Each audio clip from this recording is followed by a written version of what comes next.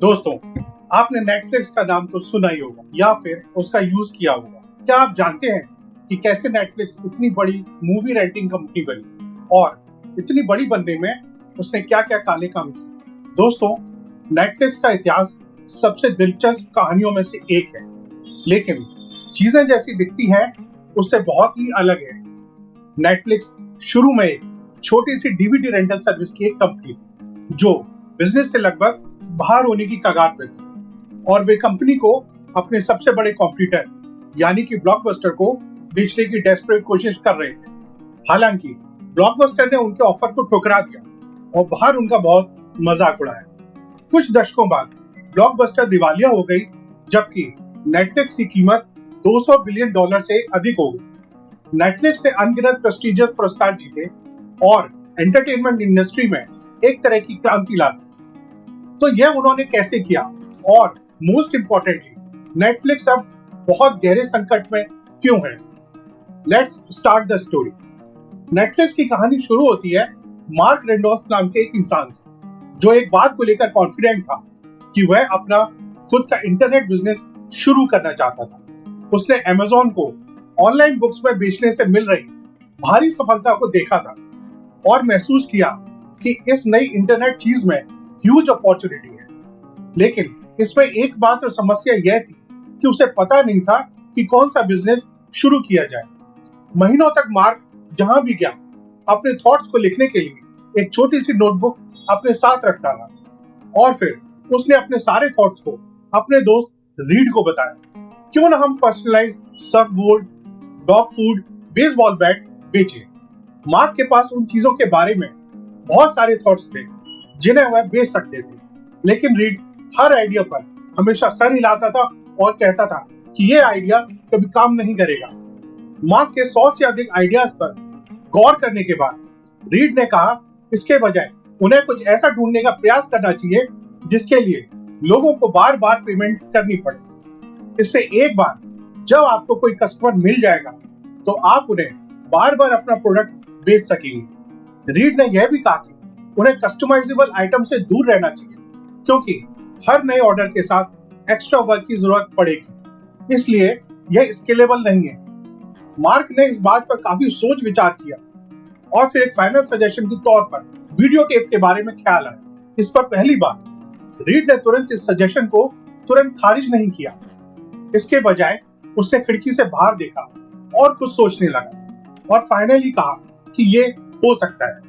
अब बात यह थी कि मार्क द्वारा वीडियो टेप का सजेशन देने से ठीक पहले रीड पर ब्लॉकबस्टर द्वारा एक फिल्म को देर से लौटाने के लिए $40 लेट पेमेंट चार्जेस लगाए गए थे। रीड ने मन ही मन सोचा कि शायद मूवी रेंटल बिजनेस में बदलाव की जरूरत है और शायद इंटरनेट के जरिए फिल्में किराए पर देना उनका बड़ा बिजनेस आइडिया हो सकता है।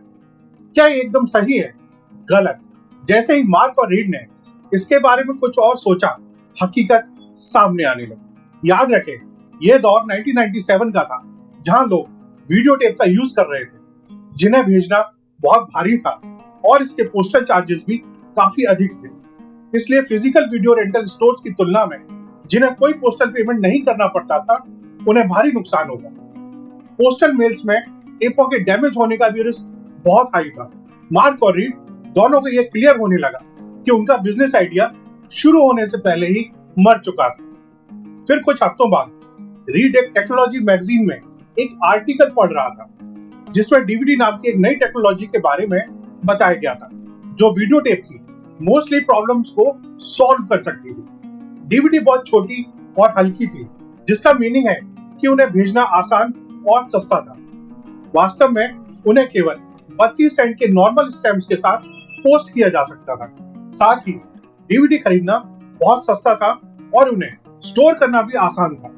इसलिए रीड को लगा कि डीवीडी किराए पर देने का बिजनेस मॉडल वीडियो टेप की तुलना में कहीं बेहतर काम कर सकता है, और चूंकि यह बिल्कुल नई तकनीक थी, इसलिए इसे अभी तक कोई और यूज नहीं कर रहा था। बेशक ना तो मार्क ना ही रीड ने वास्तव में पहले कभी कोई डीवीडी देखी थी। 1997 से पहले डीवीडी केवल जापान में ही मिलती थी, लेकिन उन दोनों को मूवी रेंटल को इंटरनेट पर लाने का विचार पसंद आया, विशेष रूप से रीड, जिसे हाल ही में ब्लॉकबस्टर को एक और लेट पेमेंट चार्जेस भरने पड़े। वे एक बड़ा दाम लगा रहे थे कि आगे चलकर डीवीडी मेन स्ट्रीम मीडियम बन जाएगा और वीडियो टेप्स का जमाना खत्म हो जाएगा। और इस प्रकार नेटफ्लिक्स के ओरिजिनल आइडिया का जन्म हुआ। बिजनेस मॉडल काफी इजी था कि मार्क और रीड डीवीडी का एक बहुत बड़ा कलेक्शन खरीदेंगे और एक वेबसाइट बनाएंगे जहां से लोग उन्हें एक स्मॉल फीस पर किराए पर ले सके। कस्टमर द्वारा ऑर्डर देने के बाद वह उन्हें एक प्रोटेक्टिव पैकेट में उनकी पसंद की डीवीडी भेज देते थे, जो कुछ दिनों में उसके घर पहुंच जाती थी। एक बार जब वे इसे देख लेंगे तो कस्टमर डीवीडी को प्रीपेड रिटर्न वाले लिफाफे में डालकर वापस भेज देगा, जो ऑर्डर के साथ ही उसको भेजा गया था। तो अब उनके पास अपना एक बिजनेस आइडिया था। अब फंडिंग के लिए उन्हें कुछ मनी की जरूरत थी। फॉर्चुनेटली रीड के पास पहले से ही अपने पिछले बिजनेस वेंचर के माध्यम से इन्वेस्टमेंट करने के लिए अपना कुछ पैसा था, लेकिन मार्क के पास लगाने के लिए ज्यादा पैसा नहीं था। इसलिए उसने अपनी माँ से कुछ फंड मांगा, जो नेटफ्लिक्स के शुरुआती इन्वेस्टर्स में से एक बन गई। बेशक उसने केवल ये इसलिए निवेश किया क्योंकि वह अपने बेटे को सपोर्ट करना चाहती थी, लेकिन आने वाले समय में यह इनिशियल इन्वेस्टमेंट उसे बहुत अमीर बनाने वाला था। 1997 के अंत तक मार्क और रीड ने अपने शुरुआती पैसे का यूज कर एक छोटा सा ऑफिस बनाकर एक छोटी सी टीम अपॉइंट कर ली थी। माना कि यह सब बहुत कम बजट का था। उसके पास पुराने सेकेंड हैंड फर्नीचर के साथ साथ बस कुछ सस्ते फोल्डिंग टेबल थे और जिन कर्मचारियों को उन्होंने अपॉइंट किया था वे एवरेज सैलरी से काफी कम पर काम कर रहे थे। लेकिन मार्क और रीड ने उन्हें आगे चलकर स्टॉक ऑप्शन देने का वादा किया। इसका मतलब है कि अगर नेटफ्लिक्स सफल हुआ तो उन शुरुआती एम्प्लॉइज को एक बड़ा पेमेंट मिलेगा। हालांकि शुरुआत में कोई भी टीम नहीं चाहती थी कि कंपनी को नेटफ्लिक्स कहा जाए। फ्लैट शब्द का मीनिंग काफी नेगेटिव और लो स्टैंडर्ड वाला था, इसलिए वे सभी अन्य नाम जैसे Luna, cinema centre, now showing, scene one, Videopix जैसे नाम का सजेशन करने लगे। लेकिन आखिरकार उन सभी ने डिसाइड किया कि एक ऐसा नाम रखा जाए जो इंटरनेट और फिल्मों से संबंधित एक शब्द हो, और नेटफ्लिक्स नाम इस मामले में सबको सही लगा। साथ ही ये छोटा और थोड़ा अट्रैक्टिव नाम था। आखिरकार सबने मिलकर नेटफ्लिक्स नाम को फाइनल कर दिया। फिर इस छोटी सी नेटफ्लिक्स टीम ने अगले कुछ महीने अपनी वेबसाइट बनाने और हर तरह की डीवीडी की कई कॉपीज को खरीदने में लगाए, जो पॉसिबल हो सकती थी। चूंकि डीवीडी फॉर्मेट अभी भी नया था, वहाँ केवल लगभग 800 टाइटल ही अवेलेबल थे, क्योंकि बहुत से फिल्म स्टूडियो अभी तक अपनी फिल्में डीवीडी पर रिलीज नहीं कर रहे थे। लेकिन नेटफ्लिक्स ने उन सभी को ट्रैक कर लिया ताकि वे लीगली बनाई गई हर डीवीडी का अपने पास होने का दावा कर सके। बेशक उन्हें बस ये अनुमान लगाना था कि हर पॉपुलर फिल्म की कितनी कॉपीज खरीदनी है। लेकिन आखिरकार कई महीनों के काम और प्लानिंग के बाद वे अपने पागलपन से भरे बिजनेस थॉट यानी कि नेटफ्लिक्स को दुनिया के सामने लॉन्च करने के लिए तैयार थे। और यह पागलपन शुरू होने का समय था। सुबह के 8:56 बजे थे और यह हम समझ सकते हैं कि नेटफ्लिक्स की छोटी सी टीम इस वक्त कितनी घबराई हुई थी। मार्क भी अपने माथे पर से पसीने की बूंदें पोंछते हुए बार बार घड़ी को देख रहा था। और फिर सुबह 9 बजे वह समय आ गया था जब उन्हें दुनिया के लिए नेटफ्लिक्स वेबसाइट को पब्लिक करना था। पूरी टीम इसी पल के लिए महीनों से इंतजार कर रही थी। उन्होंने न्यूज चैनल्स और पत्रकारों के साथ इंटरव्यूज भी लाइन अप कर रखे थे, ताकि जैसे ही उनकी वेबसाइट लाइव हो, लोगों को अपनी नई सर्विस के बारे में इंट्रोड्यूस कराने के लिए उन्हें मीडिया का भरपूर अटेंशन मिले। हालांकि उनकी चिंता का सबसे बड़ा कारण था कि उनमें से किसी को भी यह अंदाजा नहीं था कि कितने ऑर्डर आएंगे। यह 0 भी हो सकता है, 10 भी हो सकता है और सैकड़ों भी हो सकता है। सुबह 9 बजे पर एक इंजीनियर ने अपने कंप्यूटर पर कुछ क्लिक की और नेटफ्लिक्स ऑफिशियली लाइव हो गई। उन्होंने कंप्यूटर से एक घंटी जोड़ दी थी, इसलिए जब भी कोई उन्हें नया ऑर्डर मिलेगा तो ये घंटी बज उठेगी। और इसीलिए सेल को स्टार्ट करने के लिए मार्क ने ही नेटफ्लिक्स पर पहला ऑर्डर दे दिया। उन्होंने कैसीनो मूवी की एक कॉपी किराए पर ली और इसे उसके घर के पते पर भेजने के लिए अपनी डिटेल्स एंटर कर दी। घंटी बजी और अब नेटफ्लिक्स बिजनेस में था। 1 मिनट बाद घंटी फिर से बजी और फिर बजी। ये सब असली ग्राहक थे, जो इंटरनेट पर कहीं अलग अलग जगहों से अपने लिए डीवीडी ऑर्डर कर रहे थे। आप देखिए, वेबसाइट लॉन्च होने के कुछ हफ्तों पहले ही नेटफ्लिक्स की टीम ने मूवी फैंस के लिए ऑनलाइन फोरम्स और बुलेटिन बोर्ड्स में घुसपैठ कर ली थी। इन साइटों पर उन्होंने अपनी प्रोफाइल बनाना शुरू कर दिया था, मानो वो नॉर्मल यूजर्स हैं। फिर जैसे ही नेटफ्लिक्स वेबसाइट लॉन्च हुई, उन्होंने नेटफ्लिक्स से रिलेटेड पोस्ट और कमेंट करना शुरू कर दिया कि क्या किसी ने अभी तक नेटफ्लिक्स द्वारा दी गई डीवीडी सर्विस को आजमाया है। वे ऐसे दिखते हैं मानो उनके पास सैकड़ों डीवीडी और काफी इकोनॉमिकल भी। जाहिर तौर पर उन्होंने कोई भी ऐसा संकेत नहीं दिया कि वो लोग नेटफ्लिक्स के लिए काम करते हैं, और इसीलिए इन प्लेटफॉर्म्स पर लोगों ने सोचा कि यह ओरिजिनल कमेंट्स हैं, जिसने कुछ मूवी फैंस को पहले दिन से ही नेटफ्लिक्स की ओर अट्रैक्ट करने में मदद करी। अब मार्क एक्साइटेड था और मीडिया के साथ अपने इंटरव्यूज के लिए ऑफिस के दूसरे कमरे में चला गया, ताकि नेटफ्लिक्स के लॉन्च के लिए और भी अधिक पब्लिसिटी हो सके। अब अगले 15 मिनट तक शानदार ऑर्डर्स आते रहे, लेकिन तभी मार्क ने देखा कि घंटी बजनी बंद हो गई। मतलब ऑर्डर आने बंद हो गए थे, और ये जल्दी ही ऑफिस के बाकी सभी के एक्सप्रेशन से क्लियर हो गया कि कुछ भयानक रूप से गलत हो गया था। पता चला कि उन पर बहुत अधिक ट्रैफिक आ गया था और उनकी वेबसाइट क्रैश हो गई थी। याद रखें, ये क्लाउड होस्टिंग के दिनों से बहुत पहले की बात है, लेकिन आप तुरंत अधिक सर्वर और बैंडविड्थ जोड़ सकते हैं। 1998 में आपकी वेबसाइट को होस्ट करने के लिए आपके ऑफिस में ही सर्वर होते थे, लेकिन नेटफ्लिक्स ने पर्याप्त मात्रा में सर्वर नहीं खरीदे थे। इसलिए मार्क ने कुछ लोगों को कुछ और सर्वर खरीदने के लिए पास के एक इलेक्ट्रॉनिक स्टोर में दौड़ा दिया। उन्होंने पहले ही दिन इतनी अधिक डिमांड होने की उम्मीद नहीं की थी। बेशक ये एक अच्छी समस्या थी, लेकिन ये काफी स्ट्रेसफुल भी था। पिछले कुछ महीनों में वह सब इसी के लिए काम कर रहे थे, और अब केवल 15 मिनट में ही उनकी वेबसाइट क्रैश कर गई और लोग उनकी वेबसाइट पर ऑर्डर तक नहीं कर पा रहे थे, और इस बात की कोई गारंटी भी नहीं थी कि वे लोग बाद में दोबारा ऑर्डर करने आएंगे। मार्क का दिमाग दौड़ रहा था, उन सभी पॉसिबल कस्टमर्स के बारे में सोचते हुए जिन्हें वे इस वक्त खो रहे थे। जब उनका एक कर्मचारी 8 नए सर्वर्स के साथ ऑफिस में लौटा, उनकी वेबसाइट वापस ऑनलाइन हो गई, लेकिन इस बार वेबसाइट सिर्फ 45 मिनट तक ही चली और दोबारा क्रैश कर गई। इतना ही नहीं, नेटफ्लिक्स की टीम के साथ डीवीडी भेजने के लिए बॉक्सेस और लेबलिंग इंक भी खत्म हो गई। हालांकि तमाम प्रॉब्लम्स के बावजूद उन्होंने 137 ऑर्डर्स के साथ पहला दिन खत्म किया, जो किसी के भी एक्सपेक्टेशन से कहीं अधिक था। और यदि उनकी साइट पूरे दिन क्रैश ना होती रहती, तो उनके पास निश्चित रूप से और भी अधिक ऑर्डर्स होते। इसलिए यह कंपनी के लिए बहुत इनक्रेडिबल और प्रॉमिसिंग स्टार्ट था। ऑफ कोर्स यह क्लियर था कि आगे बहुत बड़ा काम बाकी था। ऐसी कई बड़ी चीजें थी जिन्होंने उन्हें पूरी तरह से ओवरलोड कर दिया था, जैसे कि उन्होंने ऑटोमेटिक ऑर्डर कंफर्मेशन सेट नहीं किया था, इसलिए टीम ऑर्डर देने वाले प्रत्येक व्यक्ति को मैनुअल रूप से ईमेल कर रही थी। साथ ही उन्होंने यह भी नहीं सोचा था कि अदर कंट्रीज के इंटरनेशनल ऑर्डर्स को कैसे संभालना। और ऑफ कोर्स सबसे जरूरी इशू साइट को बार बार क्रैश होने से रोकने की कोशिश करना था। नेटफ्लिक्स टीम को पता था कि वे उस रात बहुत देर तक काम करेंगे, तो अपनी नई कंपनी के बारे में ऑप्टिमिस्टिक होते हुए उन्होंने पिज्जा ऑर्डर किया। बेशक उस पल में नेटफ्लिक्स टीम में से किसी एक ने भी नहीं सोचा होगा कि आगे क्या होने वाला है। लॉन्चिंग के बाद नेटफ्लिक्स के पहले पूरे महीने में उनकी सेल $94,000 पार कर गई। हालांकि इसमें से केवल $1,000 डीवीडी किराए पर लेने से आया था, बाकी सब कुछ डीवीडी बेचने से था।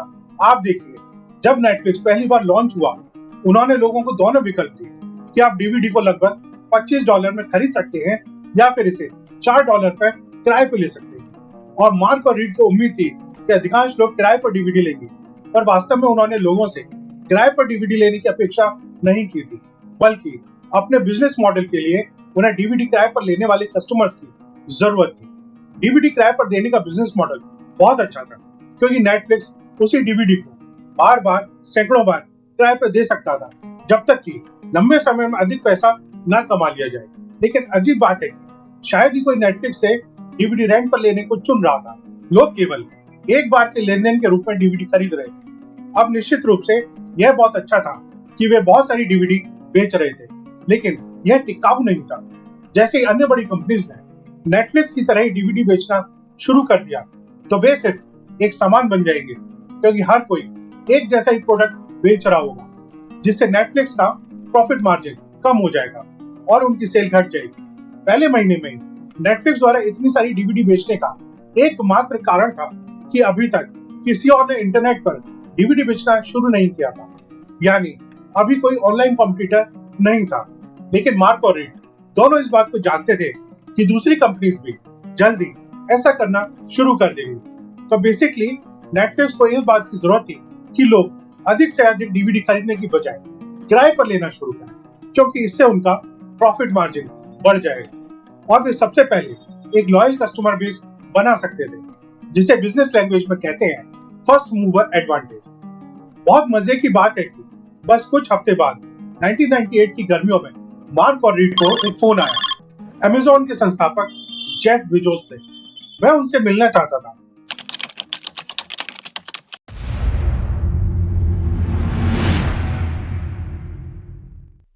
बेजोस ने अमेज़न की शुरुआत एक ऑनलाइन बुक स्टोर के रूप में की थी, लेकिन अब उसने डिसाइड किया कि वह ऑल प्रोडक्ट ऑनलाइन स्टोर बनाना चाहता है और उसकी नजर डीवीडी पर थी, जिसे वह नेक्स्ट प्रोडक्ट लाइन के तौर पर अमेज़न पर बेच सकता था। चूंकि पब्लिक लिस्टेड कंपनी होने के बाद अमेज़न के पास काफी कैश था, इसलिए जेफ नेटफ्लिक्स को एक्वायर करके इसे अमेज़न में ही मर्ज करने की सोच रहा था।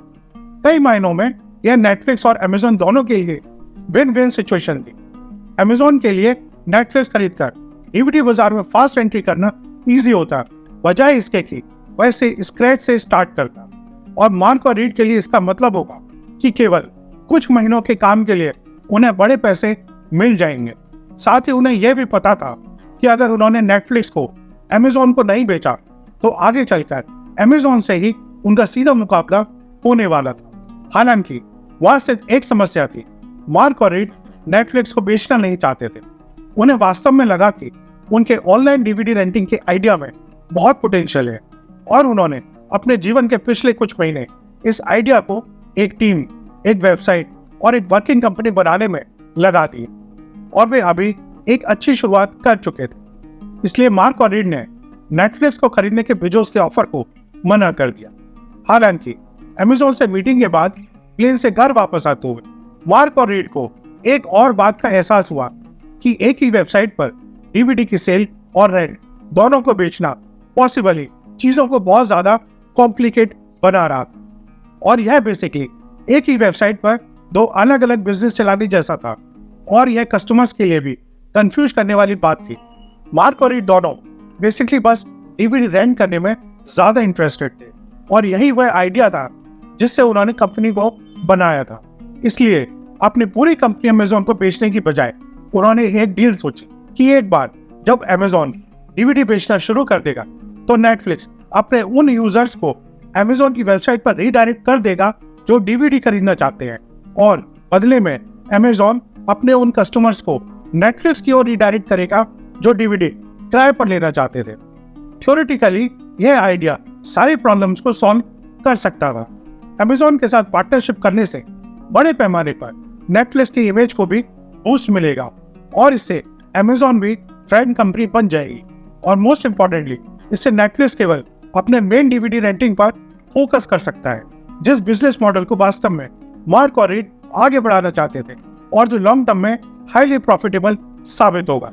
लेकिन याद रखें, पहले 2 महीने में नेटफ्लिक्स ने लगभग सारा पैसा डीवीडी बेचने से कमाया था, ना कि डीवीडी किराए पर देने से। इसलिए नेटफ्लिक्स अपने बिजनेस का वह हिस्सा छोड़ने वाला था जो वास्तव में उसे कमा के दे रहा था। क्या मार्क और रीड यहाँ पर कोई गलती तो नहीं कर रहे थे? क्या यह गलती हो सकती है? अधिक लोगों को नेटफ्लिक्स से डीवीडी किराए पर दिलाने के लिए मार्क ने तोशिबा और सोनी जैसे बड़े डीवीडी बनाने वाली कंपनीज के साथ एक सौदा किया। प्लानिंग यह थी कि जब भी कोई डीवीडी प्लेयर खरीदने के बाद यदि नेटफ्लिक्स वेबसाइट पर प्रोडक्ट का सीरियल नंबर एंटर करता है तो नेटफ्लिक्स उसे कुछ डीवीडी किराए पर फ्री देगा। थ्योरेटिकली पूरी स्ट्रेटेजी ये थी कि जब नया कस्टमर डीवीडी खरीदेगा और तुरंत नेटफ्लिक्स पर साइन अप करेगा तब प्रमोशन के तौर पर उसे फ्री ऑफ कॉस्ट को 4-5 डीवीडीज रेंट पर दी जाएगी और फिर उनमें से कई नेटफ्लिक्स की रेंटल सर्विस के परमानेंट कस्टमर बन जाएंगे। यह एक तरीके से कस्टमर्स को फ्री सैंपल बांटने जैसा था, जैसा कि हमने नेस्ले वाले वीडियो में देखा था। वो वाला वीडियो अगर आपने नहीं देखा है तो उसको एक बार जरूर देखिए, लिंक मैंने डिस्क्रिप्शन में डाल दिया है। तो नेटफ्लिक्स की कहानी पर वापस आते हैं। नेटफ्लिक्स की यह स्ट्रेटेजी थ्योरेटिकली तो बहुत अच्छी थी, लेकिन वास्तव में यह कंप्लीट डिजास्टर साबित हुई। अब अपनी स्ट्रेटेजी के तहत नेटफ्लिक्स ने शुरुआत में डीवीडी प्लेयर खरीदने वाले किसी भी व्यक्ति के लिए 3 फ्री डीवीडी रेंट पर देने का प्रमोशनल ऑफर दिया, लेकिन सोनी ने नेटफ्लिक्स को इसके बदले 10 फ्री डीवीडी रेंट करने के लिए पुश किया। यह नेटफ्लिक्स के लिए वास्तव में एक महंगा सौदा था, लेकिन उन्हें कस्टमर्स की सख्त जरूरत थी, इसलिए वे सहमत हो गए। प्रॉब्लम्स तब शुरू हुई जब नेटफ्लिक्स की टीम ने देखा कि उन्होंने ठीक एक ही पते पर ढेर सारी फ्री डीवीडी भेजी थी। पता चला कि सोनी ने उनके डीवीडी प्लेयर्स के सीरियल नंबर बॉक्सेस के बाहर डाले हुए थे, जिसका मतलब था कि वास्तव में डीवीडी प्लेयर खरीदे बिना कोई भी सीरियल नंबर देख सकता था। लोग अपने लोकल इलेक्ट्रॉनिक स्टोर में जाकर बस डीवीडी प्लेयर के बॉक्सेस के नीचे लिखे सीरियल नंबर्स को नोट करके हर एक सीरियल कोड के साथ नेटफ्लिक्स से 10 मुफ्त डीवीडी का दावा कर सकते थे। दूसरे शब्दों में यह प्रमोशन का मिसयूज हो रहा था और नेटफ्लिक्स को लूटा जा रहा था। लेकिन हालात तब और खराब हो गए जब लीगल कस्टमर्स जिन्होंने वास्तव में एक डीवीडी प्लेयर खरीदा था, वे अपनी मुफ्त डीवीडी लेने के बाद दोबारा कभी भी नेटफ्लिक्स वेबसाइट पर वापस नहीं आए। जितने लोग प्रमोशन के तहत फ्री डीवीडीज ले रहे थे, उनमें से सिर्फ 5% से भी कम नेटफ्लिक्स के रेगुलर कस्टमर्स बन रहे थे। नेटफ्लिक्स को एहसास हुआ कि उन्हें कोई नए प्रमोशनल आइडिया की जरूरत है और इस बार उन्होंने पब्लिसिटी स्टंट करने का फैसला किया। उसी वक्त अमेरिकी कांग्रेस ने बिल क्लिंटन की ग्रैंड जूरी की गवाही के बारे में एक पूरा फुटेज जारी किया था, जहां उन्होंने white house intern Monika Lewinsky के साथ अपने अफेयर के बारे में विस्तार से बताया था। यह एक ऐसी घटना थी जिसके बारे में पूरा अमेरिका बात कर रहा था और बहुत से लोग मुकदमे की फुटेज को देखना चाहते थे। इसलिए नेटफ्लिक्स ने वीडियो फुटेज को डीवीडी फॉर्मेट में कन्वर्ट करने का फैसला लिया ताकि वे इसे अपनी वेबसाइट पर बेच सके, और वह भी सिर्फ 2 सेंट में, जिस पर टैगलाइन थी आपके 2 सेंट क्लिंटन की गवाही पर। जैसा कि नेटफ्लिक्स को उम्मीद थी, कई अखबारों ने इस प्रमोशन के बारे में लिखा और उन्होंने नेटफ्लिक्स को एक मुफ्त प्रचार दिया जिसकी उन्हें बहुत ज्यादा जरूरत थी। और पहले तो ये एक बड़ी मार्केटिंग सक्सेस की तरह लग रहा था कि केवल कुछ $1000 में ही नेटफ्लिक्स ने हजारों नए ग्राहकों को अपनी वेबसाइट की ओर अट्रैक्ट किया। लेकिन एक बार फिर चीजें गलत हो गई। आप देखिए, नेटफ्लिक्स ने क्लिंटन मुकदमे की वीडियो टेप को कन्वर्ट करने और उसकी कॉपीज बनाने में उनकी मदद करने के लिए एक कंपनी के साथ साझेदारी की थी, लेकिन बाद में पता चला कि यह कंपनी एडल्ट मूवीज बनाने वाले लोगों को भी ऐसी ही सर्विस दे रही थी। और गलती से नेटफ्लिक्स प्रमोशन के लिए बिल क्लिंटन वाली डीवीडीज को बनाते समय उन्होंने गलती से कुछ एडल्ट मूवीज को क्लिंटन डिस्क के साथ मिला दिया था। चूंकि सभी डीवीडीज में कोई लेबल नहीं था, तो किसी को भी इस घालमेल का एहसास नहीं हुआ जब तक कि नेटफ्लिक्स ने अपने कुछ यूजर्स को कुछ हार्डकोर स्टफ नहीं भेज दिया था। बेशक जैसे ही नेटफ्लिक्स को इस घालमेल के बारे में पता चला, उन्होंने उन सभी से माफी मांगते हुए एक ईमेल भेजा जिन्होंने इस प्रमोशन के लिए साइन अप किया था, और लोगों से उस हार्डकोर वाली डीवीडी को वापस करने को कहा ताकि नेटफ्लिक्स उन्हें ओरिजिनल बिल क्लिंटन वाली डीवीडी भेज सके, जैसा कि उन्होंने एडवर्टाइज किया था। हालांकि मजेदार बात यह है कि एक भी व्यक्ति ने इसे वापस नहीं किया। हालांकि इन सबसे यह फैक्ट नहीं बदला कि नेटफ्लिक्स पैसे की बर्बादी कर रहा था और उसके किसी भी प्रमोशन और एडवर्टाइजमेंट से कस्टमर्स वापस नहीं आ रहे थे, और अमेजोन के साथ उन्होंने जो डील की थी वह भी ठीक नहीं चल रही थी। नेटफ्लिक्स ने उन्हें ढेर सारे ट्रैफिक भेजा था, लेकिन अमेजोन कई ग्राहकों को नेटफ्लिक्स की ओर वापस नहीं भेज रहा था और सभी चीजें काफी गड़बड़ दिख रही थी।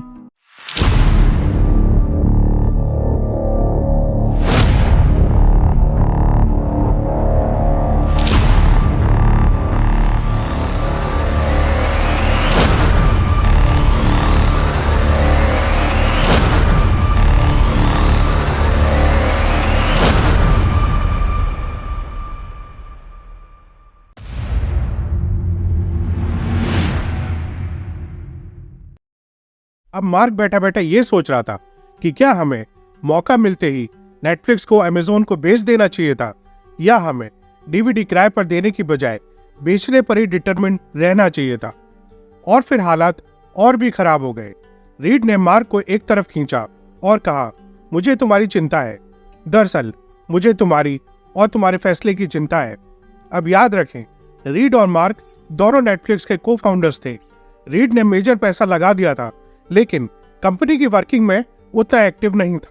इस बीच मार्क नेटफ्लिक्स को सीईओ के रूप में चला रहा था और अपना मेजर टाइम कंपनी को ही दे रहा था। रीड ने अपने लैपटॉप पर एक पीपीटी खोली और नेटफ्लिक्स में चल रहे कई इश्यूज में से कई को समझाना शुरू किया, लेकिन वह मार्क की हालिया डिसीजंस को लेकर चिंतित था।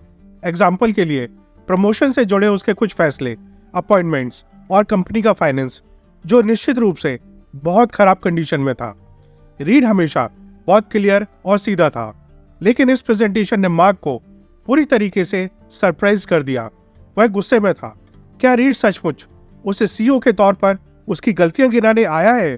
और प्रेजेंटेशन के लास्ट में रीड यह क्लियर करता है कि अब उसे, यानी कि रीड को, नेटफ्लिक्स का सीईओ बन जाना चाहिए और मार्क को प्रेसिडेंट के रोल में आ जाना चाहिए और वे एक टीम के तौर पर मिलकर काम करेंगे। लेकिन रीड के पास ऑफिशियल सीईओ की पोजीशन होनी चाहिए।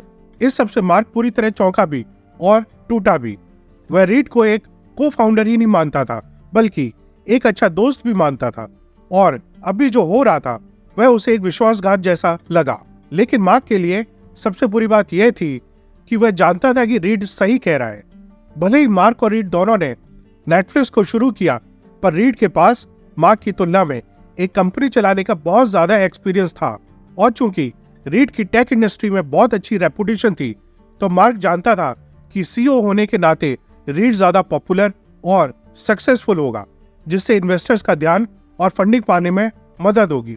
अब मार्क ने शांत हो जाने और पूरी बात को सोच विचार करने के बाद रीड की बात को एक्सेप्ट कर लिया। उसके लिए जॉब टाइटल वैसे भी उतना इम्पोर्टेंट नहीं था और वह अभी भी कंपनी के कई बड़े डिसीजंस में शामिल ही रहेगा। साथ ही उसे लगा कि रीड अब नेटफ्लिक्स को 100% दे रहा है। उनके फोकस के कारण शायद कंपनी की हालत बेहतर हो जाए। बेशक रीड के सीईओ बनने से कोई जादू नहीं होने वाला था। हकीकत यह थी कि वे अभी भी स्ट्रगल कर रहे थे कि पर्याप्त संख्या में ग्राहक उनसे डीवीडी किराए पे ले, ताकि उनका बिजनेस प्रॉफिटेबल हो सके। इसके बाद मार्क अपना दिमाग दौड़ाने लगा, तो उसे एक आइडिया आया। कहते हैं ना, a good idea can change everything. और ऐसा ही एक आइडिया मार्क के दिमाग में आया, जो सब कुछ बदल सकता था। अब तक बेसिकली नेटफ्लिक्स ब्लॉकबस्टर कंपनी जैसी चीजें कर रहा था, जैसे वीडियो टेप की बजाय डीवीडी किराए पर देना। बस अंतर यह था कि नेटफ्लिक्स वह चीजें इंटरनेट पर कर रहा था और ब्लॉकबस्टर फिजिकल मार्केट में कर रही थी। लेकिन फिर मार्क ने सोचा, लोगों को एक एक करके अलग अलग फिल्मों की डीवीडी बस कुछ दिनों के लिए किराए पर देने की बजाय, अगर हम डीवीडी की रिटर्न डेट्स और लेट पेमेंट की प्रॉब्लम्स को पूरी तरीके से हटा दें और इसके बदले एक फ्लैट मंथली रेट पर रिकरिंग सब्सक्रिप्शन के आइडिया को ऑफर किया जाए। इस आइडिया के तहत आपको एक समय में 4 डीवीडी मिलेगी और जब भी आप वो मूवीज देख लेंगे, आपको दूसरी अलग मूवीज से बदल दिया जाएगा, जिससे आपके पास हमेशा कुछ फिल्में होंगी, जिसका मतलब आपके पास मूवीज को देखने और बदलने की पूरी फ्लेक्सिबिलिटी होगी।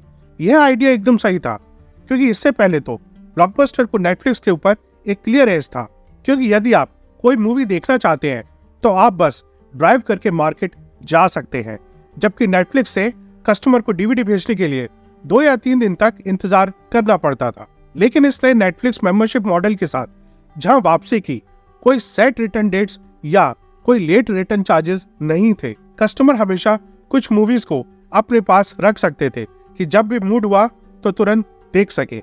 इसीलिए आपको पहले से चीजों की प्लानिंग बनाने की जरूरत नहीं थी। सबको ये आइडिया बहुत पसंद आया और एक बार जब नेटफ्लिक्स ने अपने सब्सक्रिप्शन मॉडल को ऑनलाइन किया, तुरंत ही उनकी पॉपुलैरिटी बहुत बढ़ गई।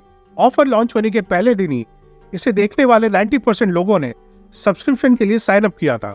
यह बहुत ही हाई कन्वर्जन रेट था। अब चीजें अचानक नेटफ्लिक्स के लिए फेवरेबल लगने लगी थी। न केवल अब उनके पास एक बेहतर बिजनेस मॉडल था, बल्कि डीवीडीज भी अब मेन स्ट्रीम मूवी मीडियम बनने लगी थी और डीवीडी प्लेयर भी बहुत सस्ते होने लगे थे, जो निश्चित रूप से नेटफ्लिक्स के फेवर में ही गया। और इस तरह उनके हर महीने अधिक से अधिक सब्सक्राइबर बढ़ने लगे।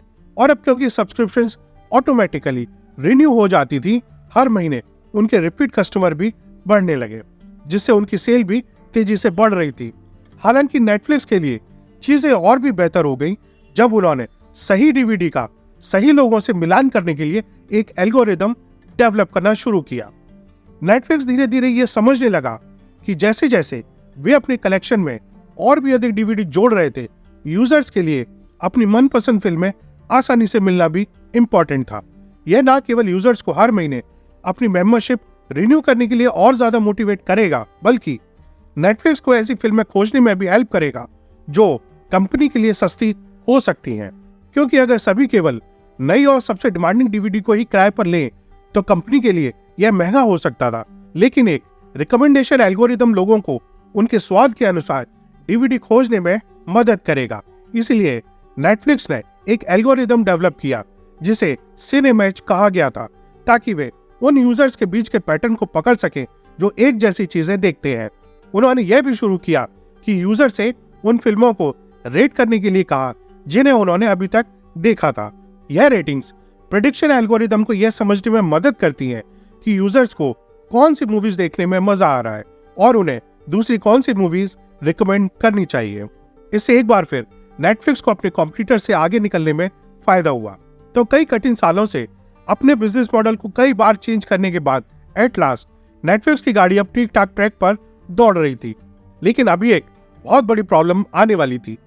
अचानक हुआ .com क्रैश एक डिजास्टर था और उस क्रैश के बाद इंटरनेट कंपनियों के लिए फंडिंग पूरी तरीके से सूख गई।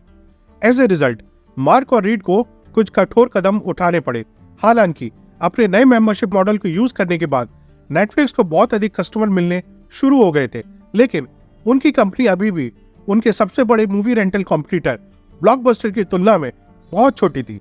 जबकि नेटफ्लिक्स लगभग $5 मिलियन कमाने की राह पर था, 2000 में ब्लॉकबस्टर ने केवल लेट पेमेंट चार्जेस से ही $800 मिलियन के लगभग कमाई की थी और ब्लॉकबस्टर की नेटवर्थ लगभग $6 बिलियन की थी, जिसमें लगभग 60,000 एम्प्लॉय काम करते थे। नेटफ्लिक्स के फेवर में बस एक ही बात थी कि ब्लॉकबस्टर इंटरनेट को अपनाने में बेहद धीमी थी। ब्लॉकबस्टर का ही मंत्र था कि जब तक कोई बड़ी प्रॉब्लम ना आए तब तक कुछ चेंज ना किया जाए, और इसीलिए वे अपने फिजिकल स्टोर्स पर ही अटके रहे और वैसे ही काम करते रहे जैसे वे हमेशा करते थे। नेटफ्लिक्स के लिए समस्या यह थी कि उन्हें पता चल गया था कि जब ब्लॉकबस्टर को पता चलेगा कि अधिक से अधिक लोग नेटफ्लिक्स पर स्विच कर रहे हैं तो ब्लॉकबस्टर भी अपनी DVD by mail subscription service launch कर देगा।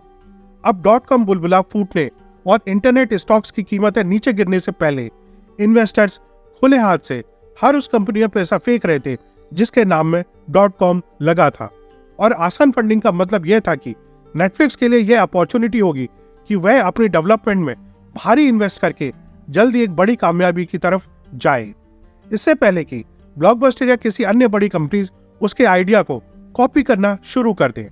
लेकिन .com बबल फूटने के बाद कोई भी इन्वेस्टर किसी भी ऐसे बिजनेस के करीब नहीं जाना चाहता था जिसके नाम में .com लगा हो, और इसलिए नेटफ्लिक्स को अपने बड़े एक्सपेंशन प्लान्स के लिए बड़ी फंडिंग मिलने में दिक्कत होने लगी थी।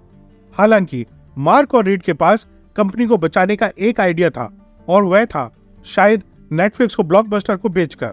यह मार्क और रीड दोनों के लिए एक विन विन सिचुएशन लग रही थी, जिससे वे ब्लॉकबस्टर के ह्यूज रिसोर्सेज से नेटफ्लिक्स को चलाना जारी रख सकते थे, कॉम्पिटिटर्स होने के बजाय एक टीम के तौर पर काम करके। और यह ब्लॉकबस्टर के लिए भी अच्छा था क्योंकि इससे वे तुरंत ऑनलाइन डीवीडी रेंटिंग बिजनेस में उतर सकते थे। तो रीड अपने कुछ कॉन्टैक्ट से ब्लॉकबस्टर के साथ एक मीटिंग फिक्स करने की कोशिश करने लगा। कुछ हफ्ते बाद उन्हें ब्लॉकबस्टर से एक कॉल आई कि अगली सुबह उन्हें मुलाकात के लिए ब्लॉकबस्टर ने बुलाया है। यह मीटिंग के लिए काफी शॉर्ट नोटिस था, लेकिन मार्क और रीड ने सब कुछ छोड़कर ब्लॉकबस्टर सीईओ से मिलने के लिए हवाई जहाज पकड़ लिया।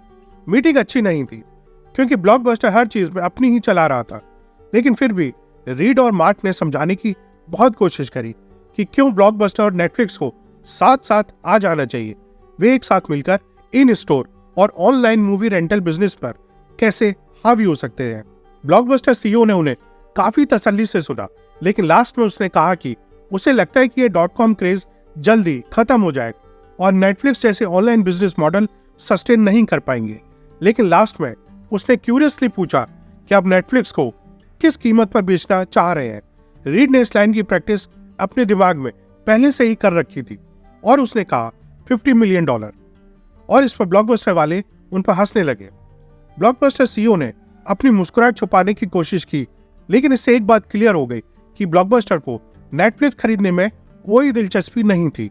और रीड ने सोचा कि उनका मीटिंग करना एक मजाक था। मार्क और रीड निराश होकर मीटिंग से चले गए और सोचने लगे कि नेटफ्लिक्स कैसे सरवाइव करेगी। हालांकि एक बात क्लियर थी कि यदि ब्लॉकबस्टर नेटफ्लिक्स को नहीं खरीदना चाहता तो नेटफ्लिक्स को किसी तरह ब्लॉकबस्टर को हराना पड़ेगा। एक स्ट्रगलिंग इंटरनेट स्टार्टअप को किसी तरह $1 मिलियन ब्लॉकबस्टर एम्पायर को खत्म करना पड़ेगा। अब चूंकि नेटफ्लिक्स को पता था कि पैसे की बहुत अधिक तंगी होने वाली है, उन्हें अपने 1/3 एम्प्लॉइज को नौकरी से निकालना पड़ा। हालांकि एक बार जब उन्होंने ऐसा किया तो कुछ दिलचस्प हुआ। वे कम लोगों से अधिक काम कराते दिखे। उन्होंने केवल अपने सर्वश्रेष्ठ कर्मचारियों और अपने स्टार खिलाड़ियों को ही रखा और एज ए रिजल्ट कंपनी अधिक लीन और एफिशिएंट बन गई, मोर फोकस्ड एंड डिसाइसिव।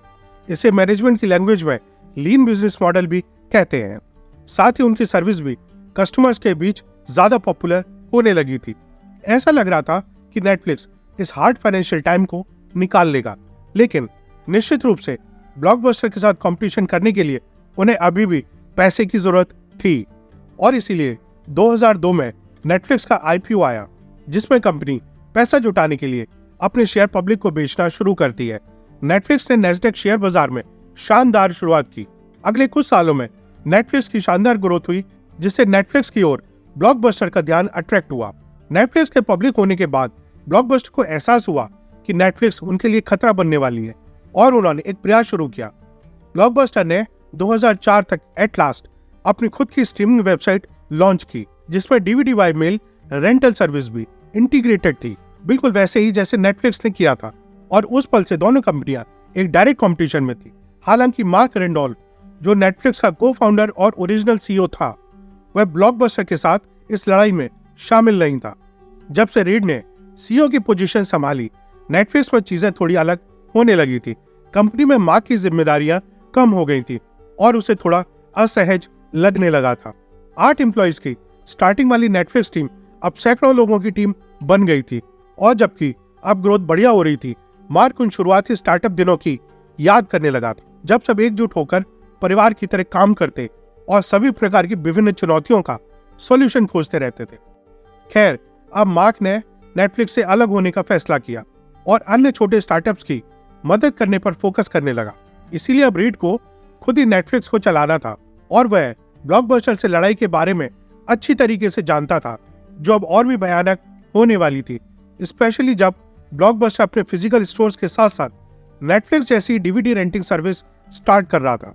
और याद रखें, भले ही ब्लॉकबस्टर अपने को चेंज करने में बहुत धीमा था, लेकिन ब्लॉकबस्टर अभी भी नेटफ्लिक्स से कई अधिक बड़ी कंपनी थी और इस प्रकार उनके पास खर्च करने के लिए एक बहुत बड़ा बजट था। ब्लॉकबस्टर ने आखिरकार नेटफ्लिक्स की दमक देख ली थी और नेटफ्लिक्स को हराने के लिए हर संभव कोशिश करने लगा। तो नेटफ्लिक्स ने सबसे पहले इसका उपाय सोचा। वह अब कुछ नए फीचर्स अपनी सर्विस में ऐड करने जा रहा था, जिससे नेटफ्लिक्स खुद को ब्लॉकबस्टर की DVD बाय मेल से अलग दिख सके। इसके लिए सबसे पहले नेटफ्लिक्स ने अपना खुद का एक सोशल नेटवर्क बनाया, जिसे नेटफ्लिक्स फ्रेंड्स कहा जाता है, जहां आप अपने दोस्तों के साथ यह शेयर कर सकते हैं कि तुम क्या देख रहे हो और एक दूसरे की मूवी रेटिंग और रिकमेंडेशंस भी देख सकते हैं। नेटफ्लिक्स ने पैसा कमाने के अन्य तरीकों के साथ भी प्रयोग किया, जैसे डिस्काउंटेड प्राइस पर यूज्ड DVD बेचना, अपनी वेबसाइट पर बैनर एडवर्टीजमेंट्स बेचना और यहाँ तक कि उन्होंने कुछ छोटी फिल्मों के फिल्म राइट्स भी खरीदे और फिर उन्हें DVD पर डाल दिया ताकि वह उनका ओरिजिनल कंटेंट लगे। लेकिन अनफॉर्चुनेटली इन नए तरीकों से भी नेटफ्लिक्स को कोई खास मदद नहीं मिली और रीड को जल्दी इसका एहसास हो गया कि चीजें वैसी नहीं जा रही थी जैसा उसने सोचा था। उसको अब एहसास हुआ कि नेटफ्लिक्स को अपने कोर बिजनेस पर ही पिन पॉइंट फोकस रखना चाहिए, तभी वह एक अच्छी और मजबूत ग्रोथ कर पाएंगे। दूसरी ओर ब्लॉकबस्टर को अभी तक कोई एहसास नहीं हुआ था। उन्होंने बिल्कुल नई सर्विस के साथ एक्सपेरिमेंट करना शुरू कर दिया, जैसे मूवीज के साथ साथ वीडियो गेम्स भी किराए पर देना। इस बीच नेटफ्लिक्स ने अपना फोकस फिल्मों और TV शो पर ही रखा और सबसे इंपॉर्टेंट बात यह है कि वे फ्यूचर को समझ रहे थे। इस समय तक नेटफ्लिक्स हर दिन 10 लाख से अधिक DVD मेल से भेज रहे थे। यह नेटफ्लिक्स की टीम को क्लियर हो गया था कि DVD उनका एंड गेम नहीं हो सकता। इंटरनेट की स्पीड दिन पर दिन तेज होती जा रही थी और 2007 में नेटफ्लिक्स ने वीडियो ऑन डिमांड सर्विस, या दूसरे शब्दों में कहें तो दूसरे लोग भी नेटफ्लिक्स पर फिल्में और टीवी शो स्ट्रीम कर सकते हैं। नेटफ्लिक्स ने इसकी इंस्पिरेशन यूट्यूब से ली, लेकिन नेटफ्लिक्स का यह एक बहुत बड़ा कदम था, क्योंकि अभी तक इंटरनेट पर किसी और ने पूरा टीवी शो या मूवी स्ट्रीम करने का कोई प्रयास नहीं किया था। अब स्टार्टिंग में नेटफ्लिक्स की कंटेंट लाइब्रेरी को इंटरनेट पर स्ट्रीम करने का कम राइट्स थे, इसलिए उन्होंने अपनी डीवीडी रेंटिंग सर्विस की मेंबरशिप भी चालू रखी। स्ट्रीमिंग साइट कस्टमर्स के लिए एक एक्स्ट्रा बोनस और खुद को ब्लॉकबस्टर से अलग दिखाने का एक तरीका थी। लेकिन नेटफ्लिक्स को ये पता था कि जैसे जैसे इंटरनेट की स्पीड तेज होती जाएगी, एट लास्ट उन्हें डीवीडी पूरी तरीके से छोड़नी पड़ेगी और केवल स्ट्रीमिंग पर ही फोकस करना पड़ेगा। हालांकि अभी नेटफ्लिक्स के लिए बड़ी खुशखबरी यह थी कि उस समय वे एकमात्र स्ट्रीमिंग कंपनी थी और इसलिए अन्य लोगों के कंटेंट को यूज करने के लिए लाइसेंस प्राप्त करना उनके लिए कंपैरेटिवली सस्ता था, क्योंकि वहां कोई कॉम्पिटिटर नहीं था। इसके बाद उन्होंने $20 मिलियन में स्टार्स नामक कंपनी के साथ बहुत बड़ा सौदा किया, जिससे उन्हें एक ह्यूज कंटेंट लाइब्रेरी को स्ट्रीम करने का अधिकार मिल गया और साथ ही डिज्नी और सोनी फिल्मों की पॉपुलर कंटेंट लाइब्रेरी भी उन्हें मिल गई थी। अब नेटफ्लिक्स ने एक्सबॉक्स, प्लेस्टेशन, टीवी और एप्पल के साथ भी डील की, ताकि लोगों के लिए उनके टीवीज पर नेटफ्लिक्स की स्ट्रीमिंग देखना आसान हो, क्योंकि उन दिनों आज की तरह किसी के पास स्मार्ट टीवी नहीं होती थी। लेकिन अपनी स्ट्रीमिंग सर्विस से नेटफ्लिक्स को उसके इंटरनेशनल एक्सपेंशन में बहुत फायदा हुआ, क्योंकि नेटफ्लिक्स अभी तक केवल अमेरिका पर ध्यान लगा रहा था, क्योंकि मेल द्वारा डीवीडी भेजने के बिजनेस मॉडल का मतलब था कि वे अमेरिका की पोस्टल सर्विस पर ही निर्भर थे।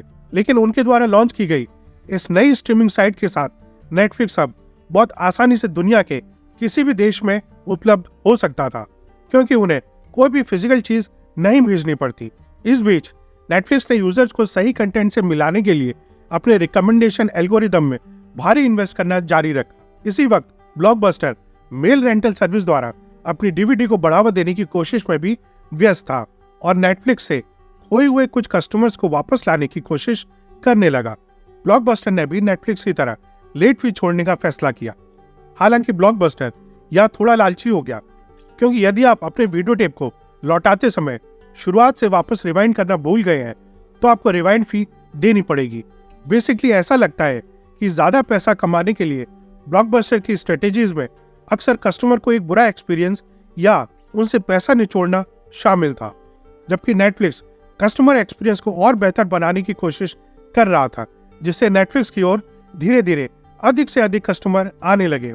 खासकर नेटफ्लिक्स द्वारा अपनी स्ट्रीमिंग साइट लॉन्च करने के बाद, जो कि मेल या डीवीडी स्टोर से डीवीडी किराए पर लेने की तुलना में कहीं अधिक कंफर्टेबल था, और इस तरह 2010 तक ब्लॉकबस्टर ने बैंकरप्सी के लिए अप्लाई कर दिया था। लेकिन वास्तव में नेटफ्लिक्स ने ब्लॉकबस्टर को क्यों हराया, और क्या यहाँ कोई सबक है जो हम सीख सकते हैं? खैर, क्लियरली टेक्नोलॉजी के साथ चेंज करने में ब्लॉकबस्टर बहुत धीमी थी, लेकिन नेटफ्लिक्स नए चेंज करने में लगा हुआ था और ब्लॉकबस्टर चेंज करने की बजाय अपने पुराने बिजनेस मॉडल में ही व्यस्त थी और उसने इंटरनेट के साथ चेंज करने में बहुत देर कर दी। ब्लॉकबस्टर को हराने के बावजूद नेटफ्लिक्स को अब एक और समस्या से निपटना था। आप देखिए, 2011 में नेटफ्लिक्स ने अपने इतिहास की सबसे बड़ी गलती की। उस समय नेटफ्लिक्स अपनी मेंबरशिप के लिए यूजर से $10 पर मंथ चार्ज कर रहा था, जिससे आप डीवीडी रेंट पर ले सकते थे या फिर उनकी स्ट्रीमिंग सर्विस, दोनों को ही एक ही पैकेज में शामिल किया गया था। लेकिन जब से उन्होंने अपनी स्ट्रीमिंग सेवा लॉन्च की थी, उनकी पॉपुलैरिटी बढ़ गई थी और अब रीड को यह क्लियर हो गया था कि at last Netflix DVD business model को पूरी तरीके से छोड़कर स्ट्रीमिंग सर्विस को ही जारी रखना चाहिए। इसलिए रीड ने नेटफ्लिक्स के डीवीडी बाय मेल बिजनेस और इसकी स्ट्रीमिंग सर्विस को अलग अलग करने का डिसीजन लिया। स्ट्रीमिंग सामान्य की तरह नेटफ्लिक्स वेबसाइट पर ही होगी, लेकिन अगर आप डीवीडी किराए पर लेना चाहते हैं तो आपको उनके द्वारा बनाई गई क्विक स्टार नाम की बिल्कुल नई वेबसाइट पर जाना पड़ेगा। यह पहली गलती थी। अचानक जो यूजर्स स्ट्रीमिंग और डीवीडी दोनों चाहते थे, उन्हें अब दो अलग अलग लॉगिन के साथ दो अलग अलग वेबसाइटों का यूज करना पड़ेगा। इसके बाद नेटफ्लिक्स ने अपने कस्टमर से कहा कि $10 पर मंथ के बजाय अब उनसे डीवीडी रेंटिंग के लिए $8 पर मंथ और स्ट्रीमिंग के लिए $8 पर मंथ की फीस अलग अलग वसूली जाएगी। अब यदि आप केवल कोई एक चाहते थे तो यह बहुत अच्छा था, लेकिन ज्यादातर लोगों को इसकी आदत हो गई थी और अब उन्हें अचानक दोनों के लिए $16 का पेमेंट करना पड़ रहा था। अब जब $16 नई कीमत है और पुरानी कीमत $10 थी, तो कस्टमर्स की नजर में सब्सक्रिप्शन की कीमत 60% बढ़ गई। तो इससे बहुत हंगामा हो गया, क्योंकि नेटफ्लिक्स ने 20 मिलियन अमेरिकी परिवारों के लिए 60% प्राइस हाइक कर दी। ऐसा लग रहा था कि लोगों को नाम सहित क्विक स्टार्ट की हर चीज से नफरत होने लगी है, और इसके बाद नेटफ्लिक्स को कैमरे पर आकर माफी मांगनी पड़ी। इस पूरे कांड से नेटफ्लिक्स की रेपुटेशन बहुत खराब हुई, और इसके कारण नेटफ्लिक्स के 1 मिलियन से ज्यादा सब्सक्राइबर्स चले गए। एज ए रिजल्ट उन्होंने क्विक स्टार्ट ब्रांड को पूरी तरीके से खत्म कर दिया। हालांकि इस झटके के बावजूद नेटफ्लिक्स तेजी से आगे बढ़ रही थी और उसने एक और बड़े बदलाव पर काम करना शुरू कर दिया। लेकिन इस बार वे जो बदलाव करने जा रहे थे वह बहुत बड़ी सक्सेस साबित हुई। वह था इंटरनेट पर फिल्में और टीवी शोज को स्ट्रीम करना। नेटफ्लिक्स के सभी बिजनेस मॉडल्स में से यह क्लियरली सबसे अच्छा था और इसे यूजर्स ने काफी पसंद भी किया। लेकिन एक बहुत बड़ी प्रॉब्लम थी, नेटफ्लिक्स के पास किसी भी कंटेंट की ओनरशिप नहीं थी। वे बस कंटेंट को लाइसेंस पर ले रहे थे, और यदि लाइसेंस ओनर्स ने लाइसेंस को रिन्यू करने से मना कर दिया तो नेटफ्लिक्स बहुत बड़ी मुसीबत में पड़ जाएगी।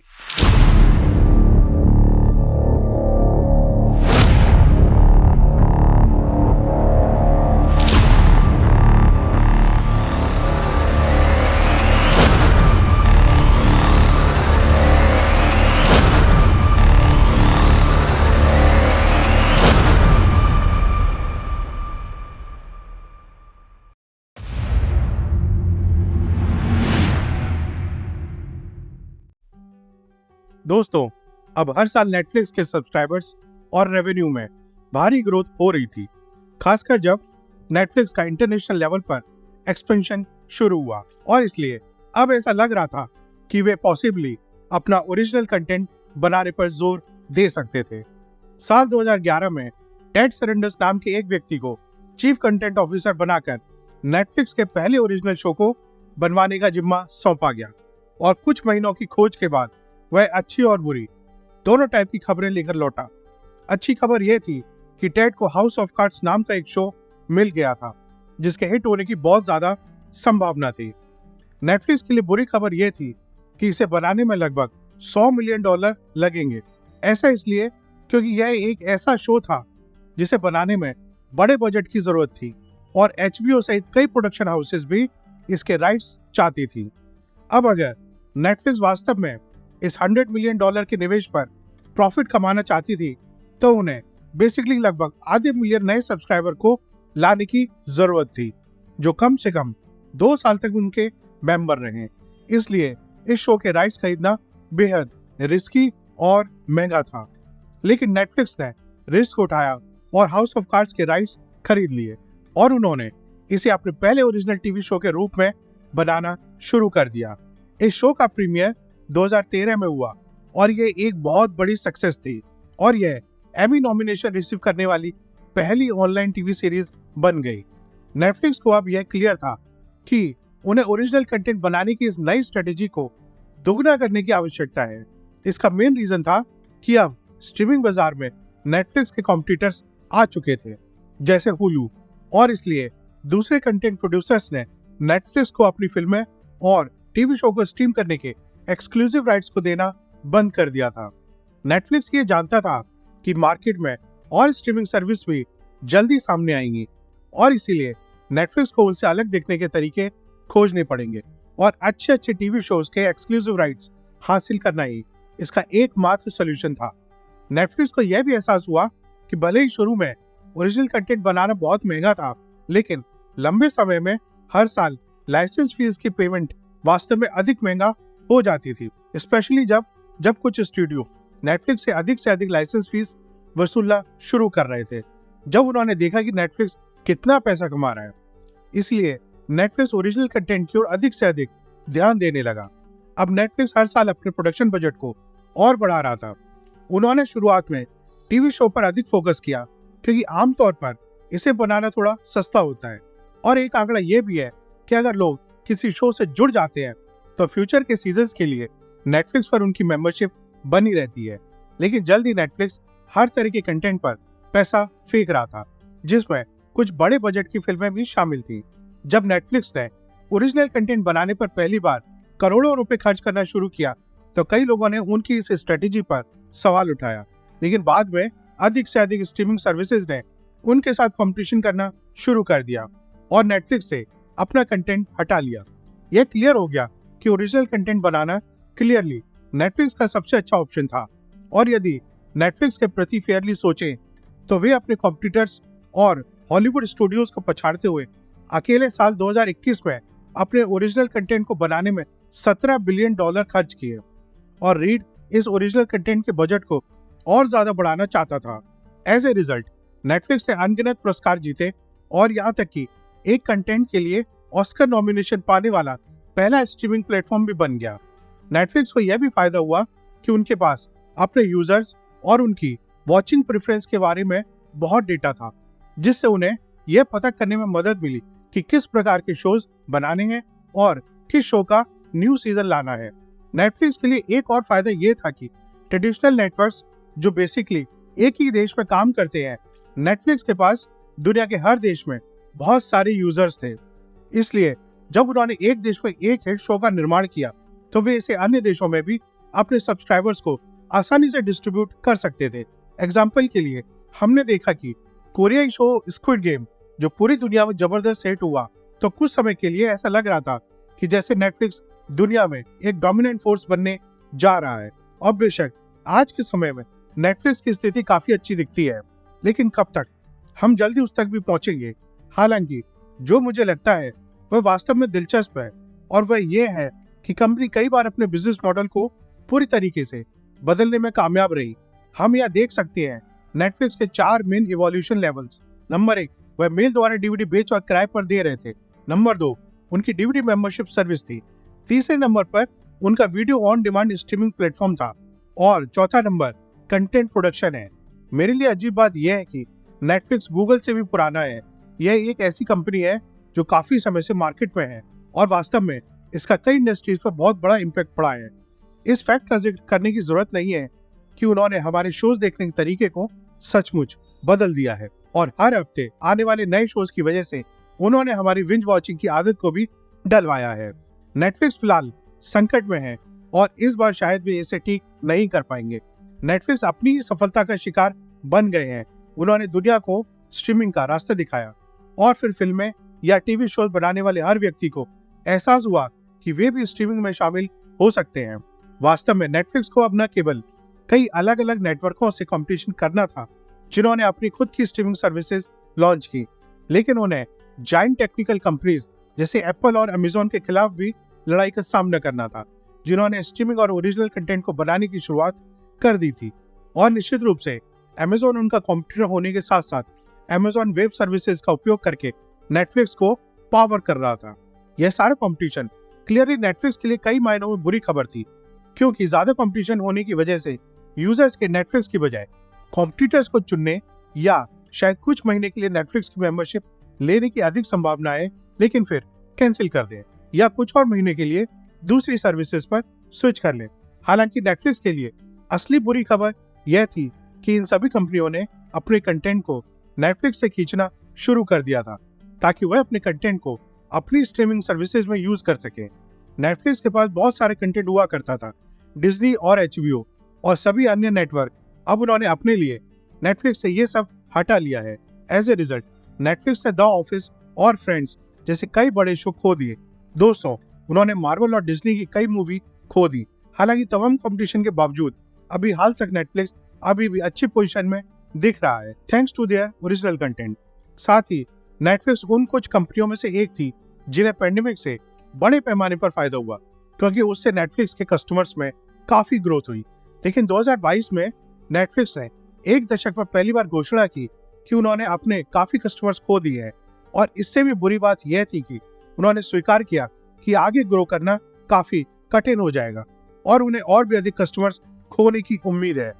ये खबरें आने पर केवल कुछ दिनों में ही उन्होंने अपने मार्केट कैप और नेटफ्लिक्स शेयर से $50 बिलियन खो दिए। उनकी कीमतों में अभी भी गिरावट जारी है। नेटफ्लिक्स के लिए हालात तब और खराब हो गए जब उन्होंने अधिक पैसा कमाने की कोशिश करने की उनकी नई योजनाओं के बारे में बात करना शुरू किया। एग्जाम्पल के लिए नेटफ्लिक्स ने कहा कि वे पासवर्ड शेयरिंग को खत्म करना चाहते हैं। इससे सब्सक्राइबर्स के मामले में नेटफ्लिक्स की स्ट्रेटेजी पर पूरी तरीके से यू टर्न आ गया। नेटफ्लिक्स ने एक बार ट्वीट भी किया था, love is sharing a password, लेकिन अब उनकी ग्रोथ धीमी हो रही थी और ऐसा लगता है कि वे सुनिश्चित करना चाहते हैं कि लोग दोस्तों या अन्य परिवारों के साथ पासवर्ड शेयर ना करें। उनकी पॉपुलैरिटी और भी कम होने लगी जब नेटफ्लिक्स ने अपनी कीमतें फिर से बढ़ाने का फैसला किया। यह नेटफ्लिक्स अब ब्लॉकबस्टर की तरह ही बिहेव करते हुए अपने करंट सब्सक्राइबर से ही ज्यादा पैसे निचोड़ने की कोशिश करता हुआ दिखा, जिससे उनकी सर्विसेज भी अच्छी होने की बजाय और खराब हो गई।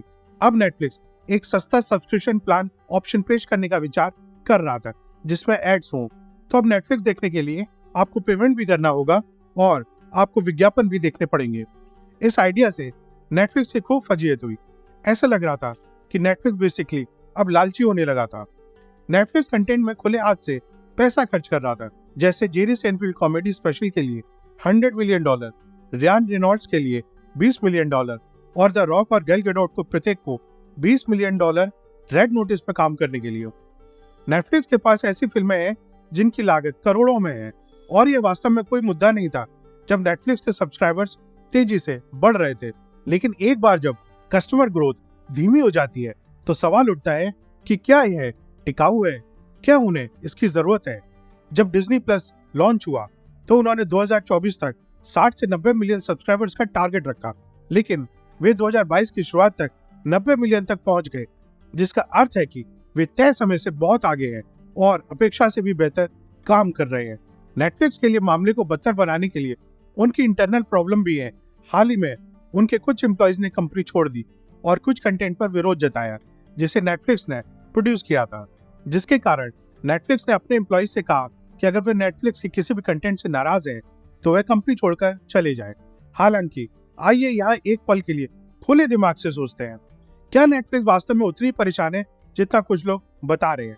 नेटफ्लिक्स के खत्म होने को लेकर काफी चर्चा हो रही है, लेकिन वास्तविकता यह है कि वह अभी भी दुनिया के सबसे बड़े स्ट्रीमिंग सर्विस प्रोवाइडर हैं।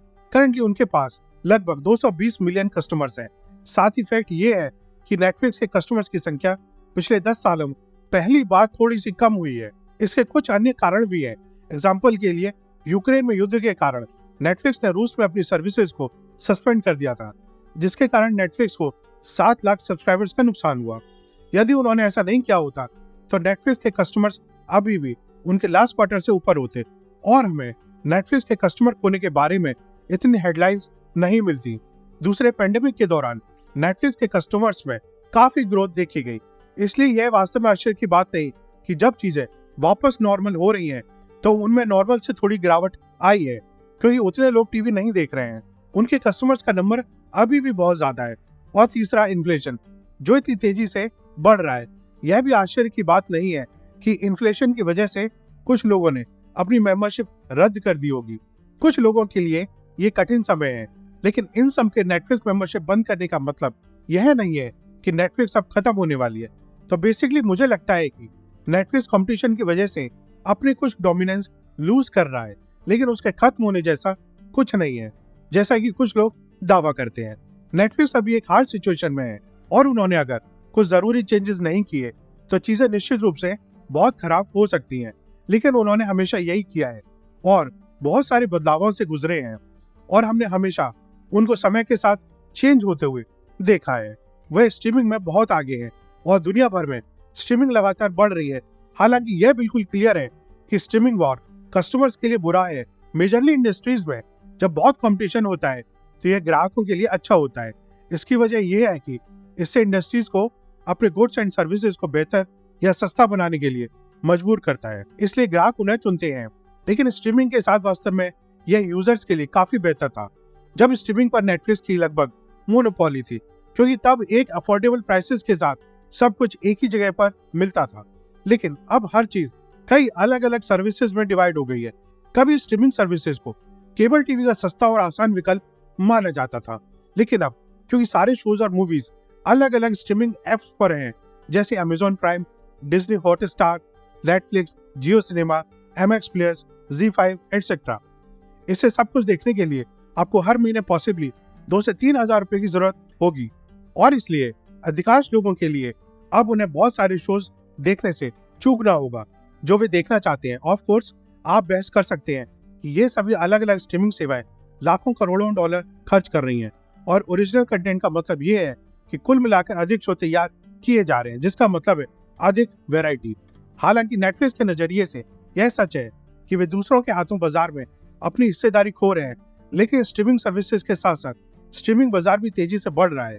उनके पास पाई का मोटा टुकड़ा हो सकता है, लेकिन पाई बहुत बड़ी होती जा रही है क्योंकि लगभग निश्चित रूप से बहुत सारे लोग हैं जो नए यूजर्स बनते जा रहे हैं।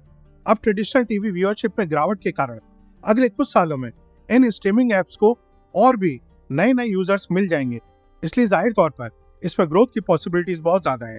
इसलिए नेटफ्लिक्स के लिए बड़ा मुद्दा अन्य स्ट्रीमिंग सर्विसेज इतनी अधिक नहीं है, बल्कि केवल यूजर्स को अट्रैक्ट करने की सामान्य लड़ाई है।